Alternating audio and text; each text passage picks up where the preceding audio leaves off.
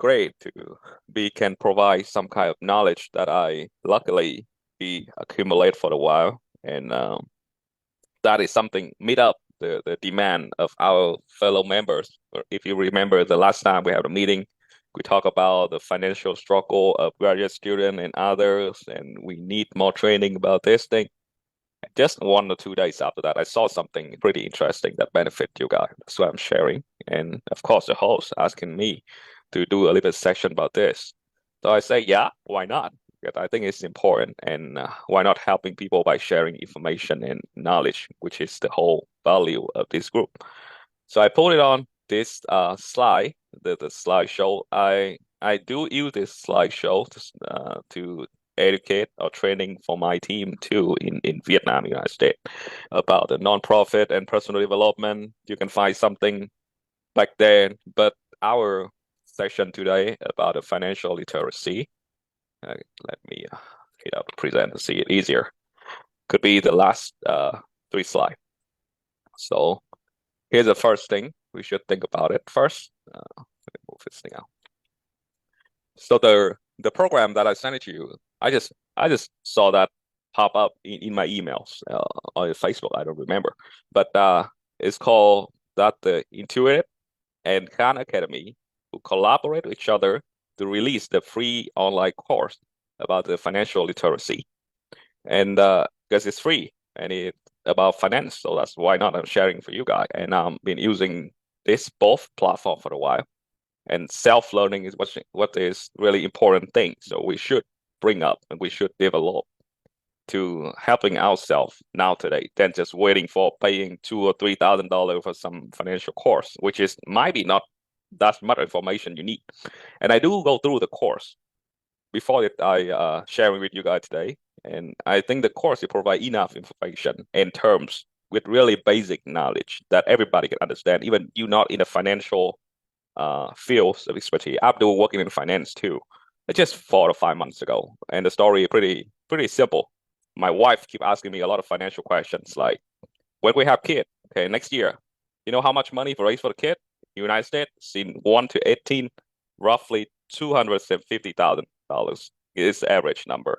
Until they get 18, they go to college. In college, they spend roughly around the same amount. So it could be, and hopefully the kid is wealthy and healthy. I mean, or you not spend like $500,000 for the one kid only in the United States.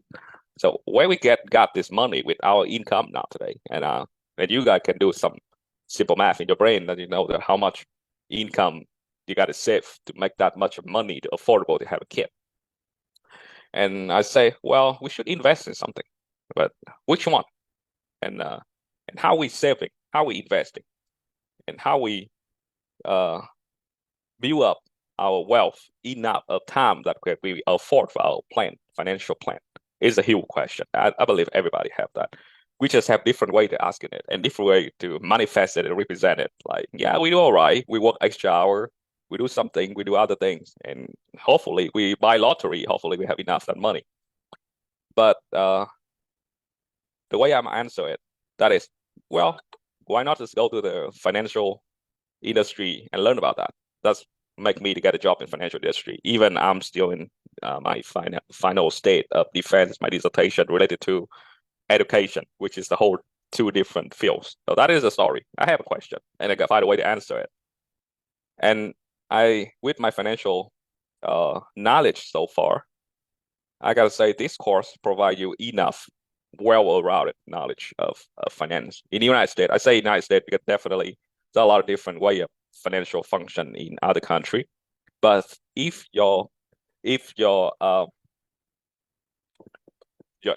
economy of your country functioning with credit and cash flow and monetary and financial policy that mimic the United States system, basically the most of country in the world mimic the United States system of economic, you're going to see the same things and the same terms in your country too. So that's why I think it's benefit for everyone. You're going to go to this knowledge of basic financial literacy. And of course, the course of Intuit and Khan Academy is provide for the P12 student. So it's just like regular student for 18, because that is the focus of Khan Academy. They provide for the P12 student, then the undergraduate and graduate student or professional. So a lot of term is not really explained really in detail, but it's simple to understand. And I would show you some terms later. And if you just understand that basic terms, everything else is much easier for you. So that is basically the idea of how to work today. And this is a self-learning course. So you guys got to be really involved with that. A lot of videos I will show you guys. A lot of material reading. You guys got to read it for yourself. And it's 11 weeks. So I don't try to get the whole 11 week today. I just give you some general idea of the terms and how to understand catching the ideas of the financial literacy. So you can make your achieve your financial goal easier and planning for your financial future from today. If you don't make it like number, what we call in science is a quantitative approach of our financial wealth today, you will stressful every day from now until forever, because you're never ready for that. You never prepare for that. So that is the importance of knowing financial literacy. And of course, you can go deeper in the field of this financial world if you like to do, or you just furious guy like me, just do it. So that is the basic goal and purpose of today. Try to do it briefly because we have a lot of things lying up. I just want to give you something extra a little bit. That is why I pick up this course from Intuit and Khan Academy. Firstly, if you're not in the United States, you might not know this, but if you work in the United States, get the income and got to do the tax every year, you might be know TurboTax. TurboTax is a really simple app that you can file your tax personally, much easy by answer serial question and animes and all kind of like gamification type of app. You can do it online, easily file your tax. You don't need to hire an accountant or tax preparer for that because the app will do it for you. So TurboTax, something really familiar with middle market. Credit Karma is something related to the financial term later about credit. Basically, you need credit in the United States to have the low interest loan to buy a car, to buy a house, just the most expensive things. And that good credit could be bring up to you the better credit card with a good benefit. So you can use that credit card to buy the vacation and transfer the point, cash back, whatever you're going to be experiencing that. And when I say it, you're going to see the similar things in different country too, because that what the society now today. We all mimic what the United States doing in economy and finance. We're the biggest financial institution in the world. So that credit thing is something to be generate to your country too, in some way. QuickBook is something you use when you run the business, like small business, LLC, company, selling something. You need a QuickBook, like accounting to make sure the sale coming in and out. So either end of the year you file the tax, the government take your sale tax and all kind of income tax. They know that you do the right business and you pay the tax, so you save. Because you do it, you mess up with that, well, the IRS or the tax department looking for you and put you on the jail. Be careful of that. And MailChimp, the last one up here, is doing for the email marketing and some kind of the survey. That is pretty popular now today too, very easy to use and it's kind of affordable. And the great thing is all these 4 popular service and system for the middle market or middle class, we could call, which is us, is belong to Intuit. So this Intuit company is one of the biggest institution finance in the United States now today for middle market. Of course, we get in higher market like wealthy people, billionaire, they hire their own different attorney who would charge you $500 or $700 per hour for doing all this thing. But with this app, it just take you $100 and you just can do it easily for everything. So that is important. And this company is one of the most prominent company of finance so far. That's why when they provide something educate about the finance, it always well-rounded. So you're going to see it in the course that it include not only about the loan, also about the budgeting, about the tax, about the insurance, about the retirement. That's something, if you just come into a regular financial like bank, they might cannot give you that well-rounded study about the things. That's what I like about this course. And of course, if you study more about Intuit, you'll see that this company is really commitment for the social responsibility, which is do the business for the good of society, not for their own benefit of the stakeholder. We can go more about that later if we have time for the nonprofit, which is I'm pretty big advocacy on outside of science and finance. So that is the Intuit. Really good company for the middle class. Second, Khan Academy. Khan Academy is something really popular. We see it a lot. It's like edX and Coursera, but it's a little bit lower level because they try to make it simple and for the P12 student. And they provide majority a lot about some kind of P12 course like science, basic science, math, and chemistry, and English, and writing. They open a little bit extra on philosophy, simplify things. Not really heavily scientific, but more like casual, understandable for P12 student. And they are the nonprofit nonprofit organization, which is I love to be partnership with them. And they, of course, that when we go to nonprofit, we always go to candidate. That is the third party who evaluate every nonprofit in a different way. And if we're gonna see it in this course about charity giving, when you do the donate for the nonprofit 501c3 in the United States, they have a different code in different country too. But basically, the United States nonprofit system is the biggest in the whole world now today. Because you see the Melinda Gates and Berkshire Hathaway, Warren Buffett, something they donate like 99% to the nonprofit, which is this type of nonprofit 501c3, that the code in the taxation code. So when you donate the money for those nonprofit, you have tax deductible or tax advantage. You pay less tax. And that organization, nonprofit organization, they don't need to pay any tax. They just use that money for the good things, which is Khan Academy using for education for P12. So I highly recommend to partnership with nonprofit because that the specialized organization doing for good. And Intuit is really affordable solution for your finance, secure finance. Pretty much, yes. We'll go something related to the terms today, because if you go to this course is basically just explain to you about the terms. There's some terms I introduce for you first, and then we go through about the course again. And if you guys have any question about that, just let me know. First, and of course, if you have any more questions, just feel free to reach out to me throughout our Facebook group. First term, talk about financial literacy, basically how you handle money. Budgets, how the way you manage the money. So manage is a mean that you got to be organized, the expand, and the earning, and your assets, which is what you have, and your liability, what you need to spend every day, every month, every year. So the budgets with the table, you put everything in that with the separate columns.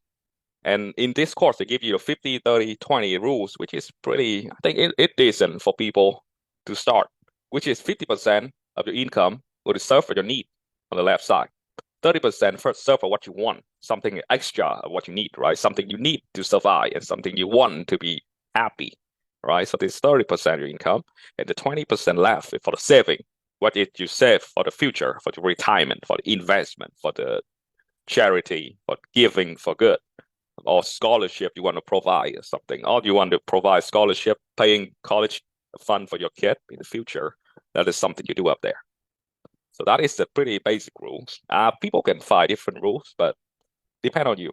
This course, and I asked the finance guy, I think this rules is pretty close with the realistic rule.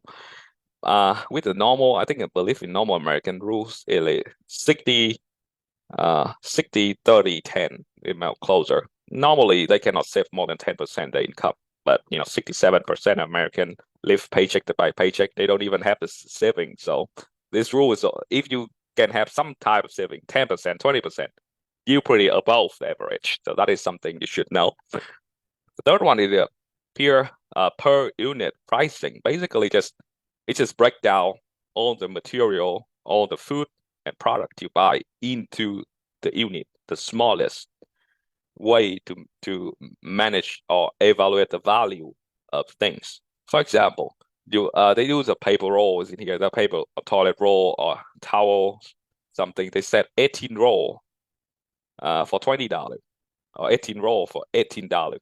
So one roll is $1. So one roll is a 1 unit, right? But in the paper roll, you can break it down into feet. So the length of the roll. So you can see like 2 or 3 cents per feet per square feet or something. So that is a different way of measurement in the United States product now today. If you go to Walmart, you go to Target, you go to Amazon, you're gonna see that when you buy something like tape, they're gonna show you how many price per square foot. You're gonna see like 5 cents, and you compare with other things. You see, oh well, this better deal, but that better deal is 7 cents per square foot. This means that actually it make you feel like a better deal, but actually it's more expensive, right? 40% expensive than the first deal, 5 cents per square foot. That is basically the rational way of thinking. That is math, right? That is quantitative evaluation of data. Then you based on the well, it looked like a good deal. When you say it looked like a good deal, it means that you using the psychology decision into buying things, then really think about it quantitatively and objectively by per unit pricing. So that's why per unit pricing is something give you the rational way of evaluate the value of products. Then just, oh, it look nice. Oh yeah, it look beautiful design. And it's 5 times expensive than the normal thing you use. You kind of wasting money for something you don't really need. That's the idea for saving. And of course, you talk about planned expense and unplanned expense. What is something planned? This means you pay for food, grocery, you pay for traveling, you pay for car loan, you pay for rental, you pay for utility, something. That's a plan. You know that in the end of the month, you got to pay it. That's a plan. You set out to pay for that. But something is unplanned, like you got to see the doctor, charge you $100 per visit. Something happened like accidents, right? Something happened like you got to send money back to your home country. Something happened, you got to go to a party that expand on networking. You don't know it yet. You don't have plan for that. So you get something set out for that unplanned expense. And what they call here emergency fund. The fund is set on side for emergency. Normally, it's a breakdown from a 20% saving. Could be 10%. It's up to you. Depend on your lifestyle. If you don't, and just the only thing you get to think about it is never have the whole life in control. You always have the tendency have emergency things happen. So saving for that emergency, or you're gonna get trouble and fall into the debt. So that's why the debt thing is something they're talking about too. And they do have some kind of idea about pay yourself first. Well, it's something I believe it's just an ideology. Just a way of make you psychologically feel better when you have income coming in. It's just like the income coming in, you set aside that pay for yourself, for your hobbies, for your wants, the 30%, and you set aside for the paying bill. You want to work and enjoy the income every month. You don't want to just live for paying bills, right? You want to have something for enjoy for your life, for yourself, which is how you do it. First, you set aside $5, $10 for treat yourself better. Buy some good drink, go outside hiking, buy the stuff, buy a book you love, $20 something. If you cannot afford it, well, how about you cut down of what you expend so you can find something for yourself and a hobby. That's the whole ideology of these terms. And of course, saving to investing, which is something popular in finance. What you do with the saving, you should invest it. But when you keep it in the bank, inflations, which is happen in all kind of credit type of business economy. In economy, we have 4 phase economy. Expansion, which is economy get bigger, inflation is higher, so I have more money in the market. And they go to the peak side, which is the inflation, or we call the bubble economy, go to the biggest side ever before it bursts. We call the peak, which is the price really high. A lot of people make a lot of money on that side, called the peak. And then the bubble bursts because we cannot just exaggerate about the size of the company or the size of the economy in general for so long. When it bursts out, which happened in 2008, it's also happened in history a long time ago, 1929, 33. The whole world's economy problems. And when it bursts out, the business collapsed, the stock market collapsed, everybody lost their job because we don't have money anymore. We all run by the credit, and credit bursts out. We fall in, which is what we are now today. We call recession and depression. It's a depend on the quarter of the financial report. It is short term. I think it's 8 quarter, 4 quarter. It is short term. It's called recession. In the long term, it's called depression. So it's just falling down like this. So we expand going up to the peak, and we fall down. What we are here is falling down. And when we keep falling down until we in the trough, we did the bottom of the game when we cannot desperate anymore. And what we are trying to practice to predict what is the trough, what is the bottom of the market industry. Well, Fed, the Federal Reserve Bank of the United States, said that in 2025, and so next year or next 2 years, we reach out the bottom. What do we want to do when we reach out the bottom? Fed will release more money to the market to take us to the new horizon of circle, which we expand again. So we go back, expand, and peak and burst again. So that is the circle of economy. We found that for decades ago, and we cannot do anything about that. The more we involve in that, the longer and unpredictable about the circle is it. Who knows? We got a depression for 5 years. Who want to know it? It will take until 2030 to reach out to the bottom. We don't know it, but we only deal with it because that's how economy functioning circle, but we just cannot predict it. So that is what you need to do. Invest your money in something generate the annual interest higher than the inflation, because the inflation is something always happen. Sometimes 2%, sometimes 8%, sometimes 10%. When inflation 10% is mean that your money buying power is go lower. $20 now today is only buying with a power of $18. You cannot buy the same amount of food next year because inflation cut it down for the percentage. That's the whole point of inflation it is. That's why if you keep money in the saving account, which is pay for you 1% per year or 0.1% per year in the United States, of course, different countries pay different rate. But and inflation is 8%, you basically lost money every year. You got to invest in something that at least equally with the inflations or even higher, but higher interest or higher return coming in with a higher risk, which is something they do mention in this course, but you cannot go detail for that because you need to have really specified knowledge of finance and economy to really understand the relationship between risk and return and how do you make sense of that. So credit score and credit card basically is a tools in the credit type economy, which is decide that, well, have a good credit score, the interest you got to pay is low. Do you have a bad credit? The interest you pay is high. The financial institution like bank or some credit union to give you money for spending, but you got to pay the high interest.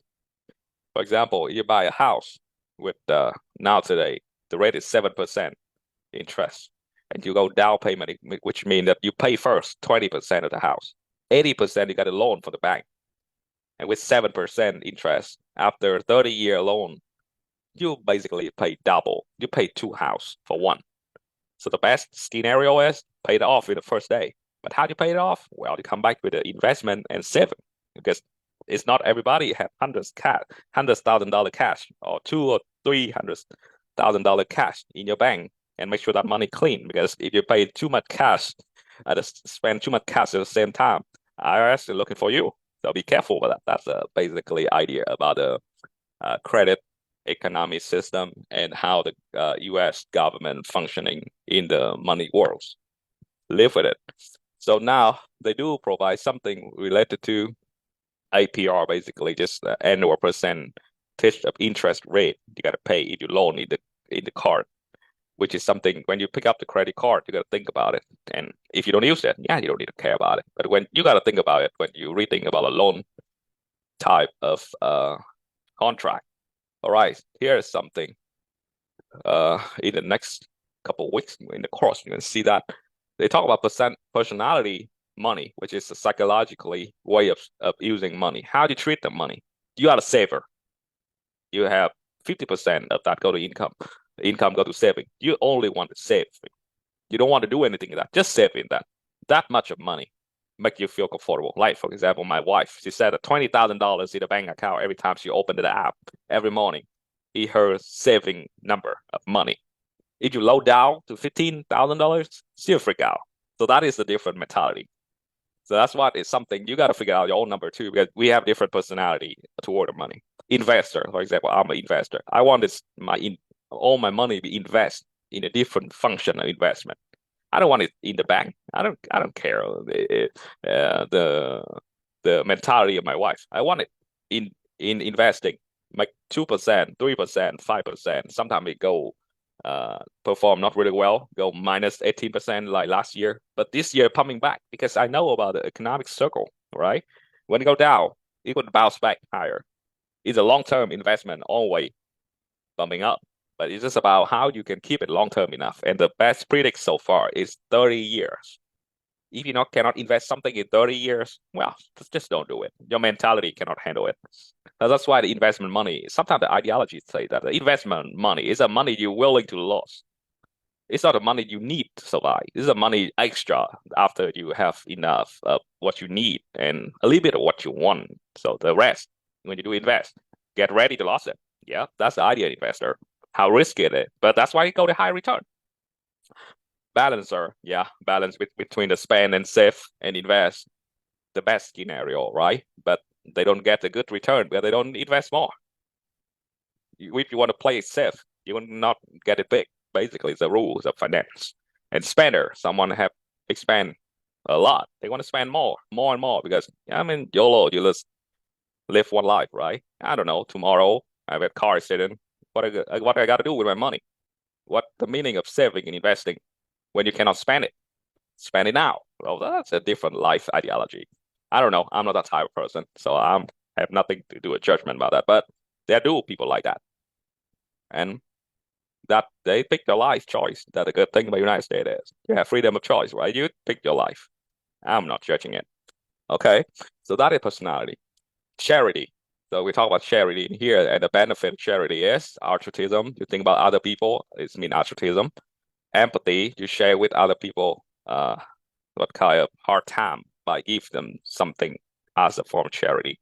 Religious belief, in the religious practice, you're tending to do donating for the church or whatever activity, or you got to donate to some type of action every day or every month. I don't know. It depends on different religions.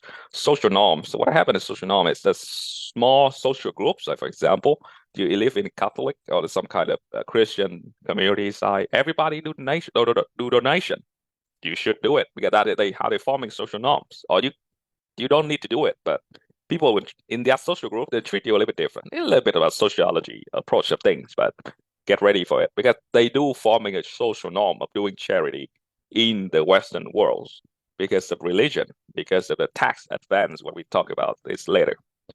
So be aware of that socialization process in charity practice. The fourth one is the tax benefit that I've told you already. Please don't believe that the charity thing is only for the rich.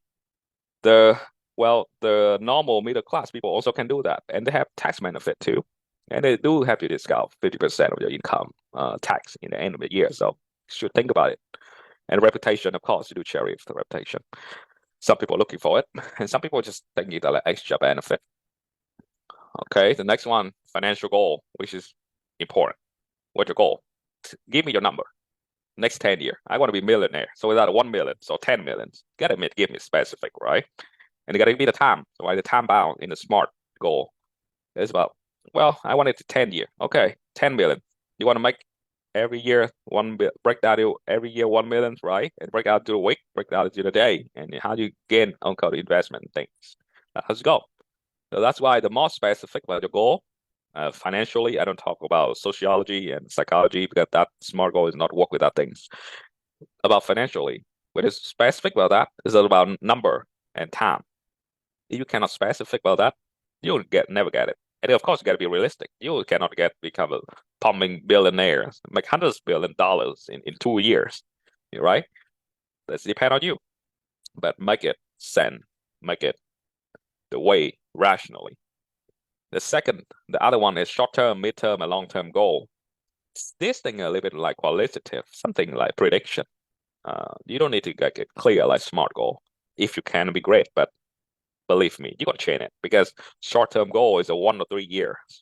Mid-term goal is 3 to 5 years. And long-term goal is after 5 years, even until your retirement. Oh, and then when you're gone, what you want to do, right? You want a retirement, it's a long-term goal, right? But you 55 already, you have 10 more years, right? Or you want to retire at 60 and you're 55, the retirement becomes your midterm goal. That's what you do, depend on your age and your space of life or phase of life, what I mean. You need to have that. You need to have quantitative and qualitative goal. What the whole idea of this, it was talk about a certain way of thinking. All right, we talk about good and bad debt, which is basically a little bit about mentality.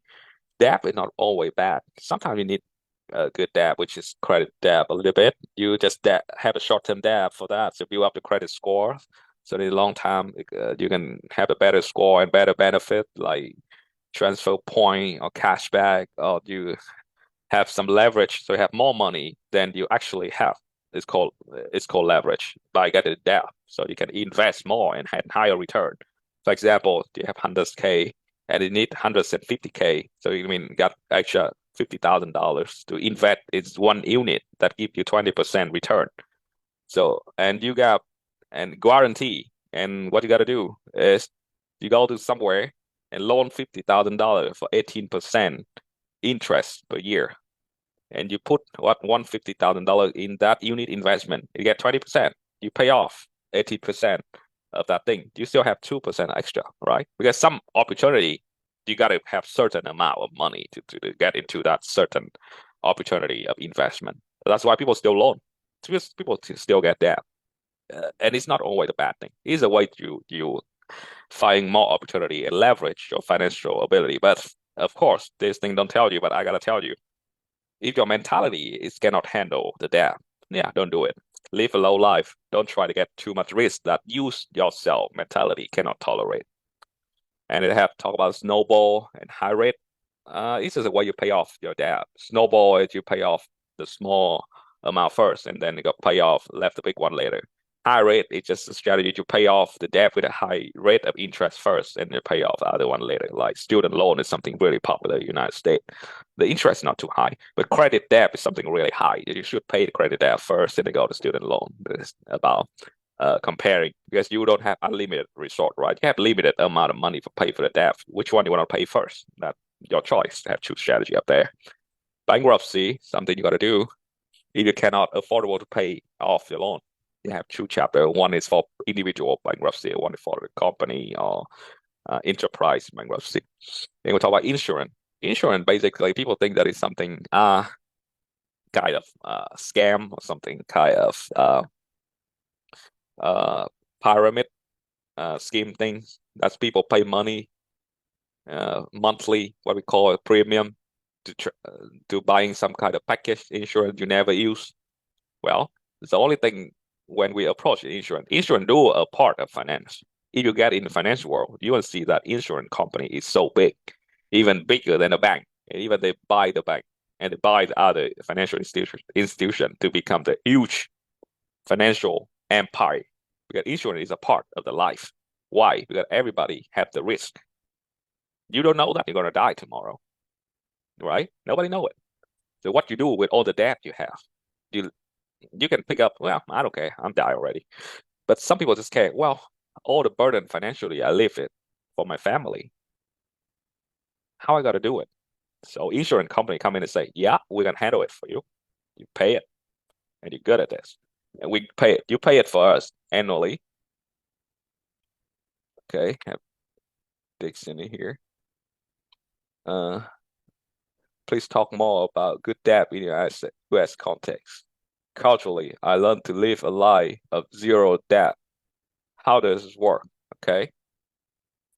Let's talk about this a little bit because we're about to get through it. So the good debt in the US context. Let's turn it on. The course, right?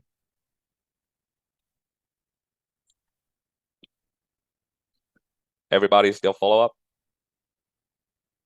Yes, we are there. Yeah. Okay. All right. That Dixon? Yes, that's me. All right. How you doing? I'm doing great, thank you. All right. Let me see what good debt. I think this one. Unit 5. We talk about good debt and the bad debt, right? Okay. Debt in course. Okay. So do you understand the term? And we'll discuss more about good debt and bad debt. And I think that firstly, I cannot give you too much of detail of advice because that's the rules of that financial world. Unless we sign up some kind of financial advisory agreement, I cannot give you too much detail about this. I will just stick with what Khan Academy provide us today. So good debt is something give you a financial prospect and add the value to your life, which is involve borrow money to invest in assets and grow in the value over time, generate income and improve your finance. For example, did you try to invest before, Dixon? No. All right, you don't try to invest before. Here's the thing. Because I don't have I think I'm not literate when it comes to investment, and that's why I'm quite curious at this stage in my life. Because I kind of learned that, I have been taking I've been watching different videos for the last months, and kind of understanding that your salary alone does not, if you want to create wealth, or if you want to if you want to be secure, financially secure, it's not enough to just, wait on your monthly salary. You need some form of investment, for the future, for yourself and for your children, that sort of thing. So I'm not very literate. I would love to invest, but I'm not very educated in that. So on that subject. So, Yeah. Okay. Yeah. So firstly, I got to say that how the credit economy system design. The money you have in your saving always be cut off by the inflation that I already explained. You always lost 2%. I mean, they said 2%, but CPI is say different. CPI basically is just regular the way you're spending money. That called CPI. They do that averagely the whole population, and that even that rate of CPI is not even right for different cases. For example, you can take a look at your annual, monthly expense, and you compare it. That's why we need the budgets table. You see that 50, 30 to 20.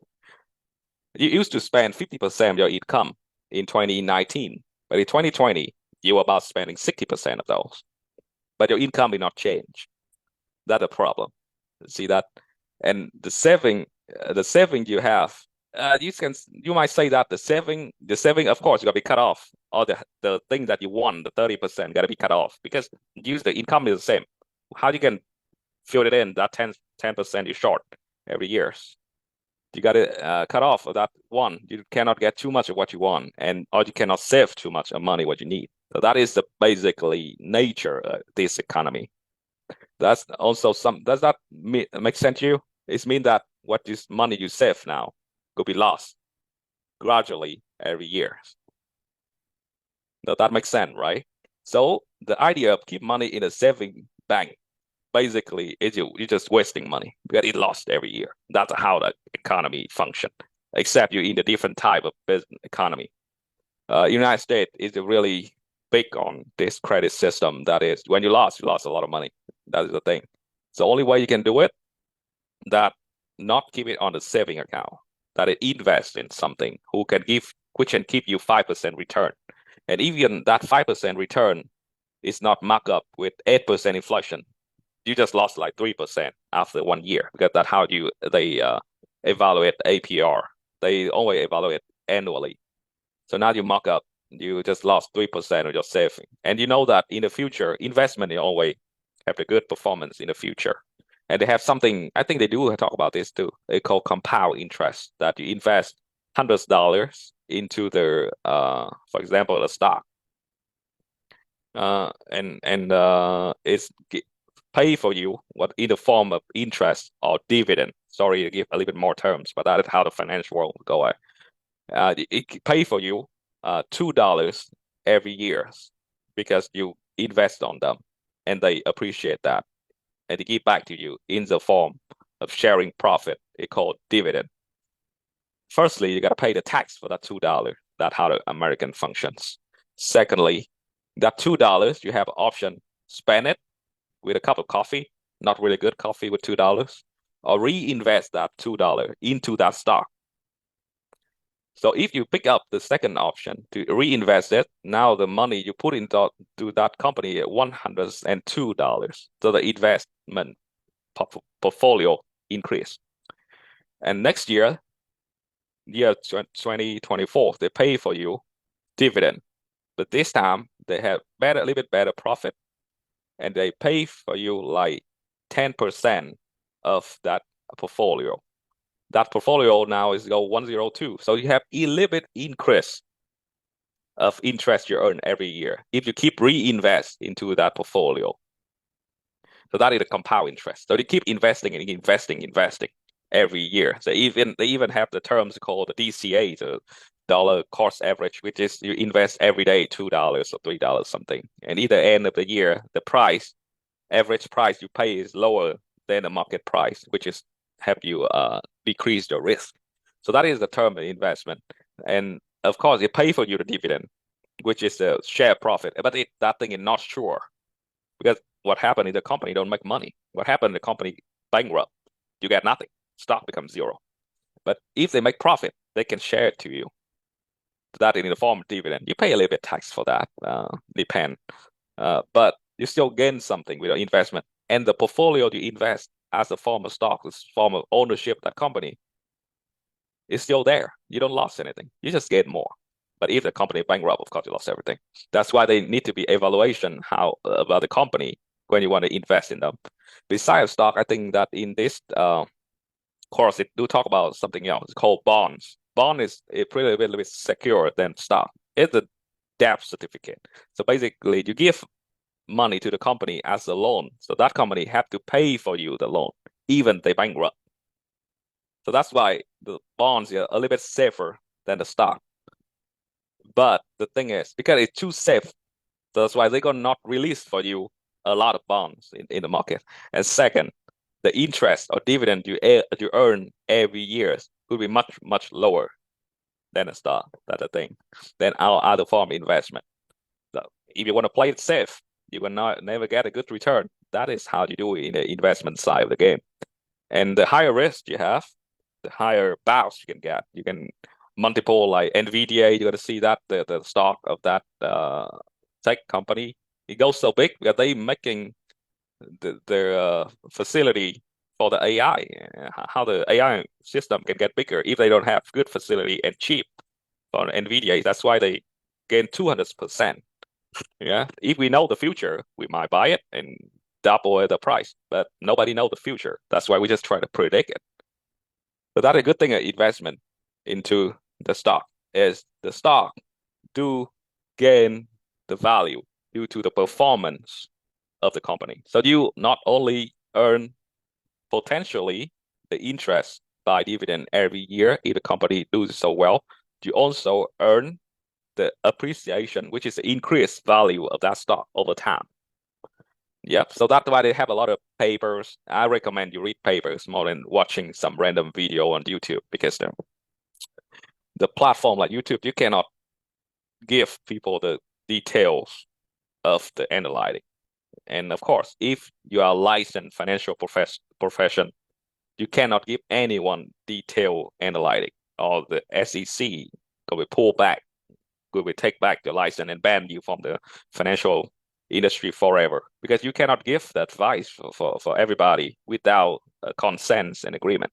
That's why I don't really watch any kind of financial video online, because they will never give you the detailed advice with your budget and your risk tolerance and your horizon of investment time, or your risky type of, or your what I call money personality, which is something they talk in here. That's why investment, they do have the high risk, but they do have the high return, and that return and mark up under their inflation, what in the nature of losing value of your money. And of course, you bring up the higher return if you know how to invest it, or you fire up some people who can help you to do that. And of course, I also study in the higher education system in the United States. I can tell you that in tuition of college gonna get higher and higher and higher, except they wiped out everything and turned the whole country become like Europe, like free education, like French or Germany, which is impossible with the financial mentality of American now today.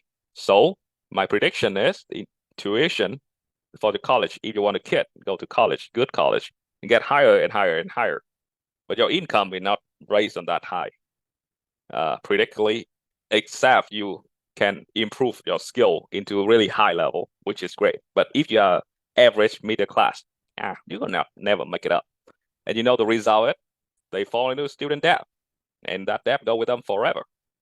So that's why you want to save something for the kid, you want to save something for all the future plan, travel internationally, buy a house. buy something fancy, travel, round trip, something. You got to do something with your money, then the saving. So that basically the idea of that things. And the good debt is, of course, when you want to invest, it's some threshold. So you got to loan the money or invest in that. That's a good debt. But if that debt don't lead into the better return, don't get into that debt. Don't loan money for just spending for new iPhone every years, because I don't think that bring up enough higher return for you. Or spending the trading your car, you get a new fancy car every time they release a new car every years. Well, the car expand and liability is huge, and it not really bring out for you higher value than you need. So that's a bad debt than a good debt. So the good and bad decision is about how return of the debt it is, minus the interest you got to pay for the debt. For every kind of debt, you got to pay the interest. If you have a higher return, then the interest you got to pay, you might think about it, do it. But one thing I recommend that it not include in this course, but I do know it. That is the mentality, which is related to the risk tolerance. If you cannot tolerate the risk and the money losing behavior, which is happen every day in the market, yeah, don't try to invest. You will not get it. You just burn out yourself, and you even mess up what you study in the school and your profession way, because you have a bad day, because this money, the market will go off, and market is on and off every day. So that basically the idea. I should make it clear for you. If you're not ready to lose money, don't try to invest. Good with that, Dixon? That Dixon still? Yeah, sure. Thanks for the explanation. All right, it's great. Let me see what else we gotta go through. This thing is something related to retirement. Retirement. So there's something, I don't know, they explained clearly in that. It's the Rule 72. So Rule 72, basically that it's just happened in the United States. Do you have something like employer sponsor retirement plan? I believe that university have that too. When you go to become professor, you can have that. Or you work in the professional world like worker, you're gonna have that too. It's called, it can be 401k, it's going to be IRA, and it could be a different form in a public institution. It's called 403 403c3. So this is a different code of that. You can learn it when you start that work. Basically, they could cut off your income monthly into some kind of the plan, that a retirement plan. And then what they do with that retirement plan, they invest that retirement plan. They cannot give that retirement plan into the bank, because they know that the money will lost by the nature of the market. So what they do, they invest in some kind of, depend on what package you pick up, but normally it's like moderate type of package. And the return, average return could be rating by a third party. We call it Morningstar. It's you can track on that, but of course you should have the premium account to tracking on the evaluation of the financial. They invest some kind of mutual fund and some kind of the ETF, some kind of the index fund. I don't want to go too deep on that, because this thing is too much financial knowledge than this literacy knowledge. So basically, the government put your retirement money into some form of investment to make sure when you retire, you have the money that you need for retire. So the Rule 72 is a way you evaluate how much money you're going to gain, depending on how much money you're going to put in today within the horizon of time. The rule is simple. It takes 72 divide to the percentage of returns average every year of the type of investment you have. For example, in the United States, they're more a big system and kind of stable. It's called S&P 500. S&P 500 is basically the performance of 500 Fortune 500 company, the best 500 company in the United States. And how the stock perform, and annual return or annual increase value of that stock. And they do it for 30 years return, averagely at 9%. So if you invest your S&P 500 with annual 9% return, so you take 72 divided to 9, it equal 8, right? So what that number mean, 8 mean? It means that every 8 years, the amount of money you put it in will be double. Okay, something is a little bit complicated, but it's pretty simple when we write it down. Okay.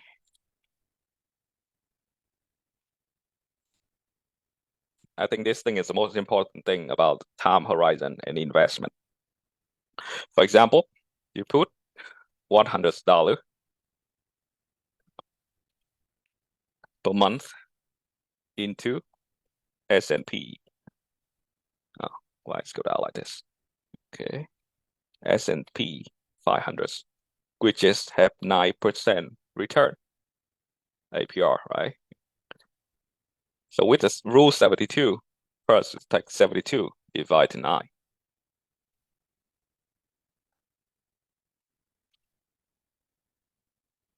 Equal 8. So we normally take 9. Sometimes it's go 10, but 9 is not like save money. You cannot give people the too much positive number. So 8, what 8 mean? It's made every 8 year.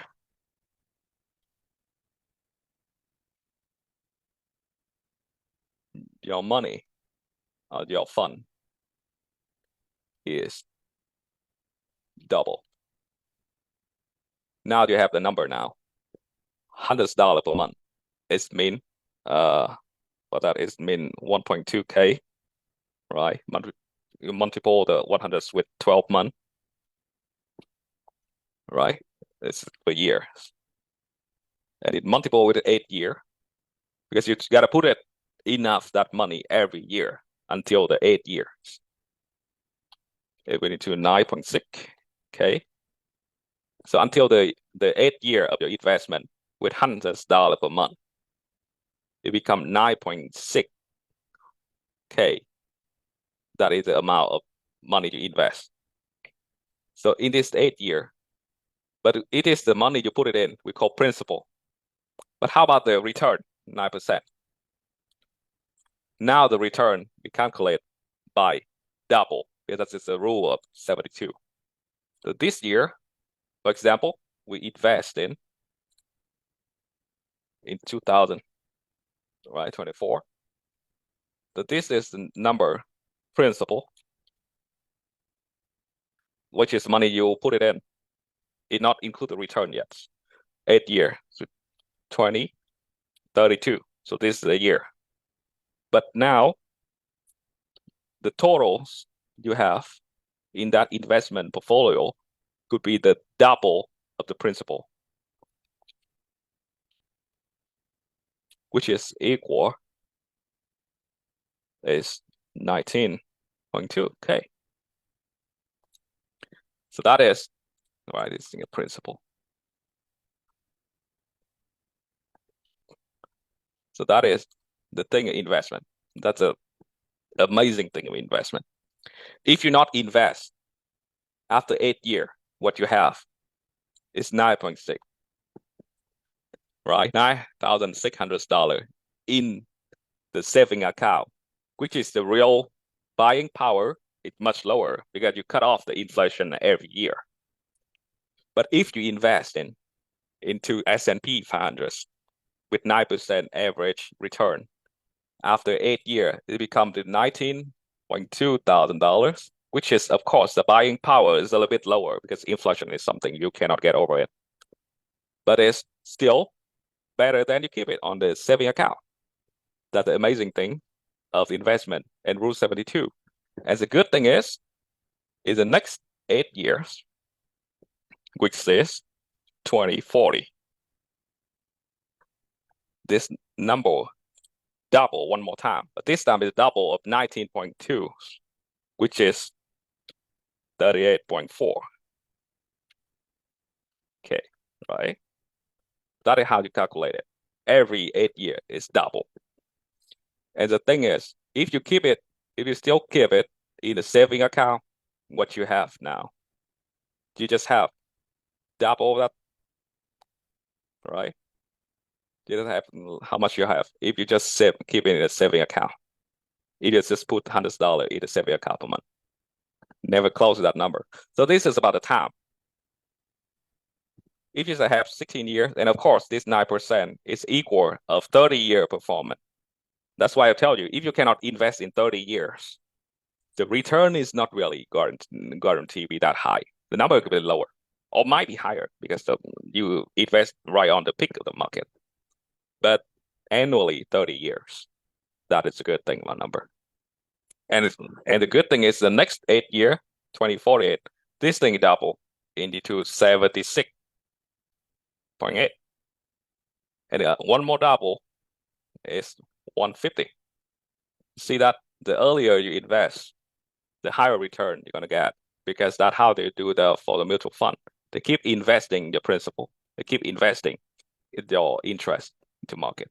So after 30, that's why when last time I'm running Rule 72 for 18 years old kid, if they invest $500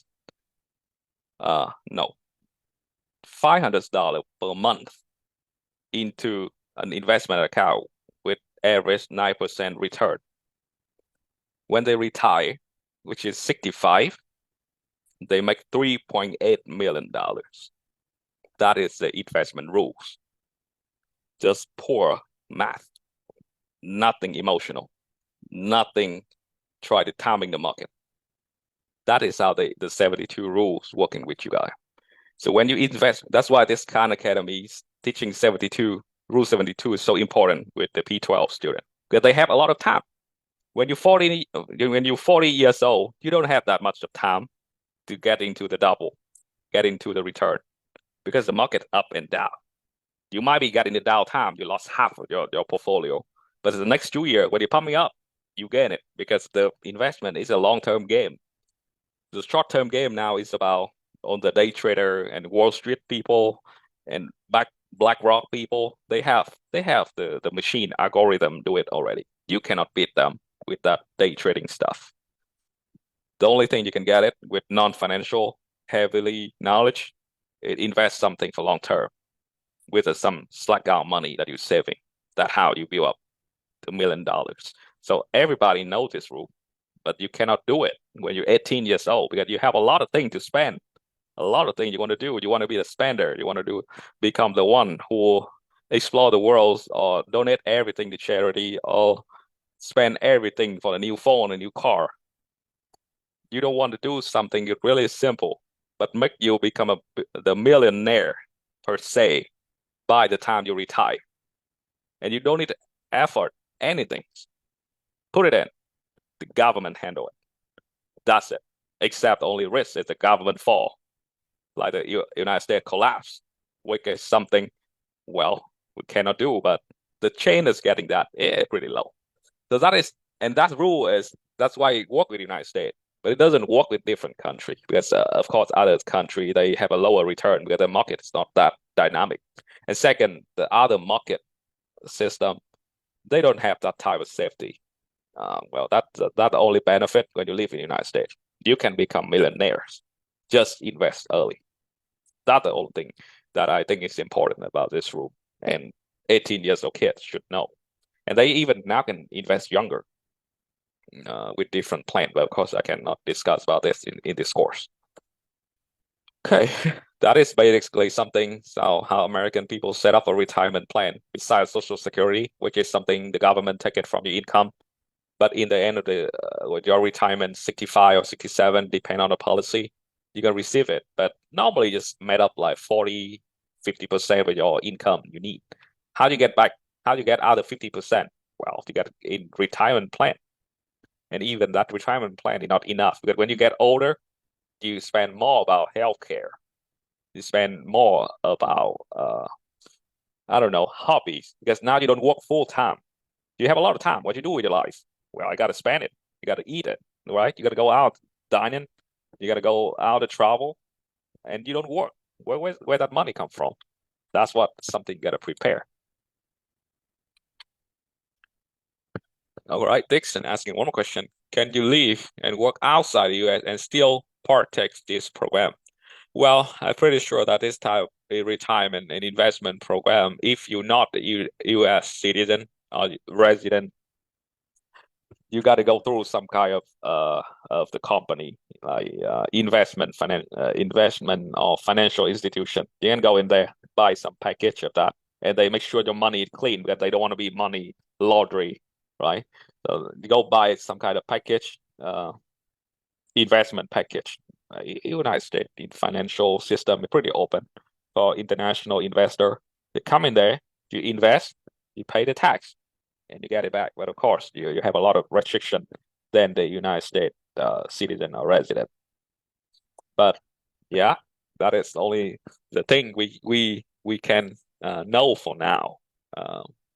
And I'm not recommend to do the same thing in Egypt or Vietnam because I don't think the market in those countries is safe enough for you to play these rules. But it's some general idea about investment and about retirement, even insurance. Insurance is something really amazing if you really know how to play that game. You pay, yeah, you pay for example, you buy $1 million insurance, but the total amount of money you pay for it until you reach out to 100 years old, roughly about 70% of that million, so like 700K. And when you're 100 years old, they give you 1 million. So not bad for that thing too. But yeah, it's depend on people like health background, and when you smoke, you're a smoker, you buy it with higher premium. You might not gotta pay a little bit higher, and that paying money is just going for your monthly expense. If you don't have that money for that, yeah, you cannot get it. So that's basically about full packaging of financial system in the United States. And I gotta say that different country is mimic of this system, but they not stable like United States. But the United States, I don't want to go too deep in politics, but petrodollars is something keep the US financial power still dominant in this planet. That's why financial game, they are on the top. And they offer you a lot of option for this. And this, of course, this tax form is something, if you're not living in the United States, you don't really need to care about that. But you just know some idea about the tax and put it on your financial portfolio. All right, so that's pretty much it of this course. Of course, they some video from Khan. This is the founder of the Khan Academy. And this course have multiple video, which is, you guys just watch this. I don't have time to watch that thing, but they will have a lot of material reading things. Talk about a little bit of scam, talk about a little education and career, which looks okay with me. It's not really persuasive with me. Of course, you cannot give too much detail about general course, but yeah, they have students some idea. They have some teacher resource and additional resource, which is showing the teacher how to break down this course to easier way, like what we do up here. Even I think that I try to make it a little bit complicated than it should be, but sorry, when you get deep into this field and explain it about this thing, you got to explain the full picture of that. You just cannot simplify the complicated issue and let people neglect about the risk and mentality you're going to tolerate. That's why this kind of simple knowledge, but people cannot handle it, and people falling on a scam and fall all the time. Yep, so I think it pretty much is for this course. You have any question, any ideas, anything to discuss? We can open the floor for that. All right. Thank you so much for your time. I don't know how long it takes, but I gotta say it's 11 week, of course. I try to make it in one time, so that's why it's a little bit complicated. But I just give you some idea. And of course, this video is recorded, so you can rewatch it. And of course, I'm available and active in Facebook and in the group. Have any problem, you know where you should ask. All right. Yes. And yeah, I'm always open for helping you guys if as much as I can, and have you navigate easier for that Khan Academy course, because that is a self-learning course. You're supposed to learn it by yourself, but I just give you extra a little bit mentoring for that if you need. That's what I say, and good luck with that. I think it's a valuable course. It provides you enough idea about general of financial worlds that hopefully can get your financial struggle in your life much easier or in control. I'm not sure it's going to be better, but you got to try it, right? Then just mumbling about that and never do anything about that. Yeah, And it's free. Thank you so much, Tony, for that. And we will upload it on our channels, okay, to be accessed by everyone. It's open access for everyone. And we have like a chatting rooms where anyone can just reach out to you asking if they want to have this kind of financial consultation. So you can support and tell them what they can do. So our session for today, our meeting for today comes to the end, and wishing you all the best for your coming endeavors. with your future plans. And until meeting the coming month with a new topic that we're going to brainstorm all together as members of the cafe, putting out the outline of the coming series that we have been thinking about, brainstorming to come up with an idea related to us as students, graduate students in general. How can we start our education if anyone wanted to start his education, whether online or abroad? What are the steps that are needed to be taken, and how can we publish papers, and how can we co-author together? How can many things that we're going to brainstorm for. Thank you, everyone. I'm looking forward to meeting you the coming month. Thank you, Lamia, and thank you, Tony. Thank you, Dexon, for attending. Thank you, Guy. Want to see you soon. Be active on their groups. We discuss the big things. Please be active. Come up with ideas and brainstorm together.